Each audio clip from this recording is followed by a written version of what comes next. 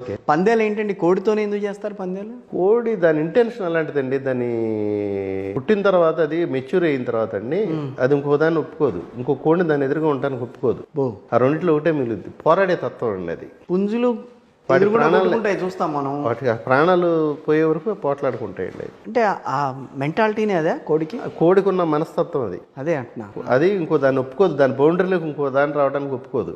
అది చావనైనా చచ్చిపోద్ది కానీ పోరాడుతూనే ఉంటుంది. దాన్ని చూసే మన పూర్వకాలం రాజులు వీటిని ఎంకరేజ్ చేశారు. ఓకే. అంటే సైనికుల్లో పోరాడే తత్వం, ఆ ఫెరోషియస్ కోసం వాళ్ళు దాంట్లో అప్పుడు వీటిని బాగా ఎంకరేజ్ చేశారు. ఇక్కడ నుంచి అలెగ్జాండర్ ఇక్కడ పట్టుకుపోయాడు. ఆహా. ఓకే. పందేలు ఏంటండి? కోడితోనే ఎందుకు చేస్తారు పందేలు? కోడి దాని ఇంటెన్షన్ అలాంటిదండి. దాన్ని పుట్టిన తర్వాత అది మెచ్యూర్ అయిన తర్వాత అండి అది ఇంకో దాన్ని ఒప్పుకోదు. ఇంకో కోడిని దాని ఎదురుగా ఉండడానికి ఒప్పుకోదు. బో ఆ రెండిట్లో ఒకటే మిగులుద్ది. పోరాడే తత్వం అండి అది. పుంజులు వాటి ఎదురుగుండా ప్రాణాలు కొట్టుకుంటాయి చూస్తాం మనం. వాటి ఆ ప్రాణాలు పోయే వరకు పోట్లాడుకుంటాయండి అవి. అంటే ఆ మెంటాలిటీనే అదే కోడికి? ఆ కోడికున్న మనస్తత్వం అది. అదే అంటున్నా. అది ఇంకో దాన్ని ఒప్పుకోదు. దాని బౌండరీలోకి ఇంకో దాన్ని రావడానికి ఒప్పుకోదు.